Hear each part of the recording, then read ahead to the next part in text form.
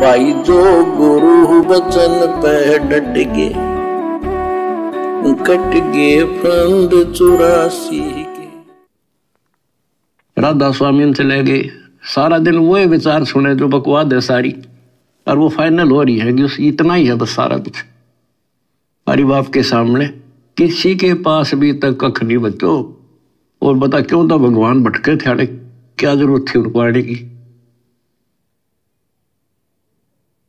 इस मनुष्य जीवन का काम है तो यो है, अब ठीक ठाक भक्ति करके अपना पीछा छूट जा, और उसका राह नहीं मिल रहा, बताइयो ऐसे भटक रहा है असंयोगों से। उसी लिए आपके पिताए भगवान खुद आए और ये काम करे थे। यहाँ बता कोई कपड़ा बुनने आए थे वह। अब आज सतगुरु रामपाल जी इसी काम के लिए तो आए सतलोक से। 650 साल पहले परमात्मा आए तो गुरुदेव कह रहे हैं वो कोई कपड़ा बुनने के लिए आए थे क्या? वो तो केवल एक अभिनय कर रहे थे कपड़े का। तो आए किस लिए थे? वो हमारा मोक्ष करने के लिए, हमें ज्ञान समझाने के लिए।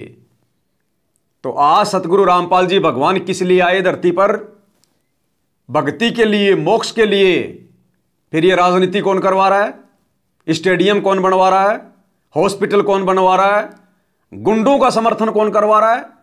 अरे संत अगर गुंडों का समर्थन करवाएगा, संत में और गुंडों की विचारधारा में तो रात दिन का अंतर होता है। और संत यदि गुंडे का समर्थक बन जाएगा तो संसार से गुंडागर्दी कौन समाप्त करेगा? संगत ने इतना भी विचार नहीं किया। और आनंदपाल सिंह की सीबीआई जांच के समर्थन में जाकर अजमेर और भिवानी की रैली में जाके बैठ गए तुम लोग। अरे संत आया हमें यहां से निकालकर सतलोक ले जाने के लिए, अखंड सुख देने के लिए। क्या वो सतलोक का शहंशाह यहां पर 2% आरक्षण के लिए, 3% आरक्षण के लिए क्या जाट आंदोलन में अपने भक्तों को बैठाएगा? जबकि भक्तों को तो आरक्षण चाहिए भी नहीं। जबरदस्ती बिरानी आग में बैठा दिया भक्तों को काल प्रेरणा से। बताओ कौन ऐसा भगत है जिसको आरक्षण चाहिए सरकार से? एक भी बता दो माई का लाल। कोई बिल्कुल मूर्ख होगा, महामूर्ख, वो कहेगा कि मुझे आरक्षण चाहिए। अन्यथा सतगुरु रामपाल जी का भले सतलोक आश्रम से जुड़ा हुआ कोई भगत हो, वो भी नहीं कहेगा कि मुझे यहां पर 3% आरक्षण चाहिए, मैं जाट जाति से हूं और मुझे 3% आरक्षण चाहिए। वो भी नहीं कहेगा। अरे जब तुम्हें आरक्षण चाहिए नहीं, फिर तुम आरक्षण वालों के साथ में जाके क्यों बैठे? तुमने उनका समर्थन क्यों किया? इसको कहते हैं काल प्रेरणा, इसको कहते हैं बिरानी आग में जलना। क्यों जले बिरानी आग रे, और बात तेरे काम न आवे, संतों शरण लाग रे। ये कुबद कांसली चढ़ रही है तुम्हारे चित पे। इंसान से नाग बन गए तुम, नाग। सात संगति के अभाव में तुम्हारे पिछले संस्कार इतने मजबूत नहीं है कि तुम्हें यह परमात्मा समझ में आ जाता, ज्ञान समझ में आ जाता। लेकिन मौका दिया परमात्मा ने समझने के लिए सात संगतियां शुरू करवा के। लेकिन साध संगति में तुम आ जाओ, इतना बड़ा तुम्हारा भाग्य नहीं है। लेकिन कोशिश करो, परमात्मा से प्रार्थना करो, नाक रगड़ो अपने घर पे, तब जाकर तुम्हें ये आश्रम, ये काल के जाल दिखाई देंगे। ऐसे दिखाई नहीं देंगे तुम्हें ये काल के जाल। ये तो तुम राधा स्वामी वालों के डेरे में जाके देख लो और उनसे कहो कि तुम्हारे डेरे तो काल के जाल हैं, तुम्हें थप्पड़ मारेंगे वो कि हमारे भगत भाई बहनों को काल का जाल कह रहा है, हमारे गुरुजी के आश्रम को काल का जाल कह रहा है। क्या कमी है हमारे आश्रम में? बड़े बड़े भंडारे चल रहे हैं, बड़े बड़े नेता लोग आ रहे हैं। तो भैया जो आदमी जिस रंग में रंग जाता है ना, उसको उससे ऊपर कुछ दिखाई नहीं देता। लेकिन ये तो ज्ञान निर्णय करेगा क्या सही और क्या गलत है। सतगुरु की सेज कहां है और काल का जाल कहां है? तो पूरी की पूरी संगत जो इन आश्रमों में है, काल के जाल में बैठी है। भक्ति नाम की चीज नहीं है। सारे के सारे पंचर हैं, पंचर मर्यादा तोड़ के बैठे हैं। कितनी भक्ति कर लो, मटके में कितना पानी डाल लो, नीचे से झरता रहेगा। सब के सब पंचर हैं। ये आपके पिताए भगवान खुद आए और ये काम करे थे। यहाँ बता कोई कपड़ा बुनने आए थे वह। सही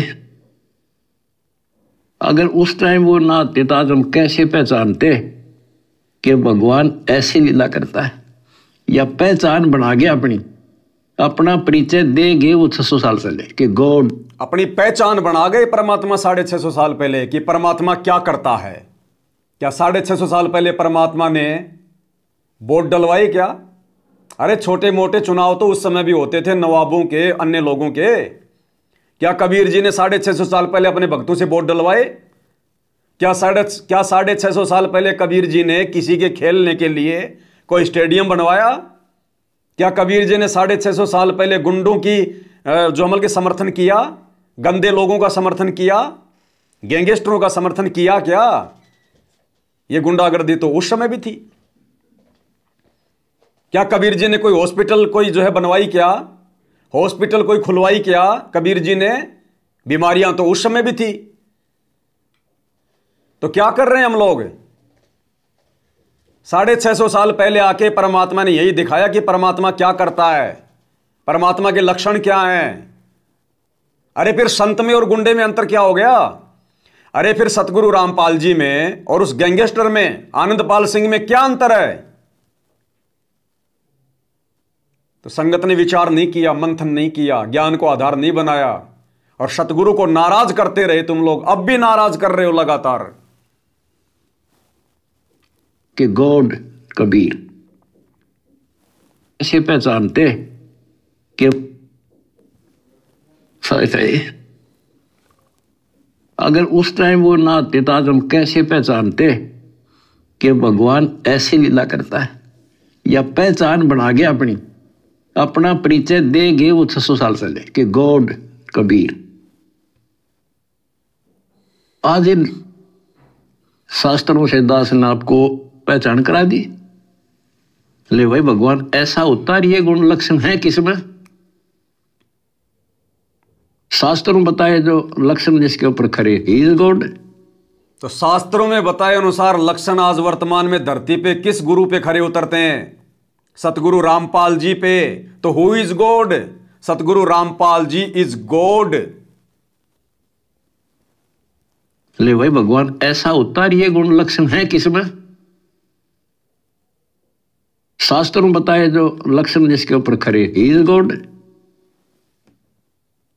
स्वामी रामानंद जी चारों वेदों के प्राकांड ज्ञाता माने जाते थे और 18 पुराण कंठस्थ थी उनको। उपनिषद क्या सारा कुछ गोट रखे संस्कृत में। और समझदार को संकेत ही पर्याप्त होता है। स्वामी गुंडी खोल कर जब माला गल डारे, गरीब दास इस भजन को जान सके करतारे। जब रामानंद जी कर्म कांड कर रहे थे, पढ़ते थे पीछे, और परमात्मा ने कहा स्वामी जी ये गांठ खोल लो सी धागे की और फिर बांध दो, मुकुट ना उतारना पड़ेगा, आपकी पूजा भी ठीक बच जाएगी। कहते डोली पर्दा दूर कर जीना कंठ बुलाए, गरीब दास गुजरी बहुत जो बदन बदन मिलाए। एक तरफ तो हिंदू समाज, ब्राह्मण कुल और शूद्र का कपड़ा भी ना लगन दिया करते, दूर से बात कराया करते। उस जोरी ने सीने का लगा लिया लाल। इसको कहते हैं वक्त पड़े सौदा करे, कोठे डारे ज्ञान बाढ़ में जाओ समाज से चिट्ठी। इसको कहते हैं ब्राह्मण, इसको कहते हैं ज्ञानी। वक्त पड़े सौदा करे, कोठे डारे ज्ञान। बाढ़ में जाओ समाज, बाढ़ में जाओ दुनिया। तो मौका है सतलोक आश्रमों से जुड़े हुए भाई बहनों के पास। ये साथ संगति के वीडियो देखकर, गुरु महिमा के वीडियो देखकर, और आप लोगों को अगर नहीं पता है, आप लोगों के नाक के नीचे आपकी जो मर्यादा तोड़वाई जा रही है गुरुदेव के सत्संगों के विरुद्ध कुकर्म करके, और आप लोगों को नहीं पता चल रहा है क्योंकि दीपक के नीचे अंधेरा होता है, तो हम साथ संगत वाले भाई बहन वीडियो बना बना के लाइव आके उनके कुकर्मों से आप लोगों को सचेत कर रहे हैं। और भाई इन सब कुकर्मों को देखकर जानकर जो व्यक्ति उस काल के जाल से शतलोक आश्रमों से नाता तोड़ के साथ संगति से जुड़ जाएगा, वो होगी परमात्मा की विशेष आत्मा, वो होगा ब्राह्मण, वो होगा सच्चा भगत।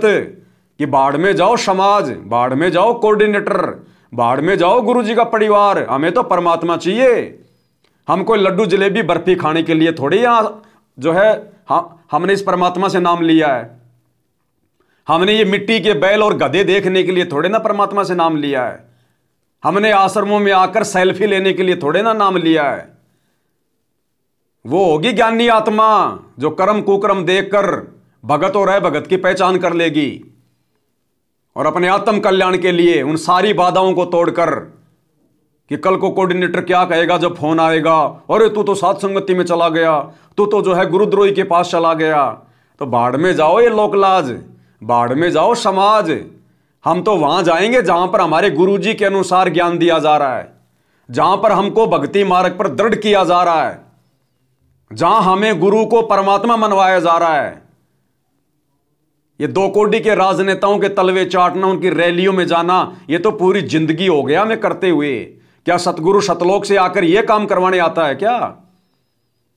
तो रामानंद जी की तरह कोई विशेष आत्मा होगी वर्तमान में जो सात संगति के वीडियो देखकर सात संगति से जुड़ेगी, उन सबको छोड़ छाड़ के, अन्यथा सबके बस की बात नहीं है।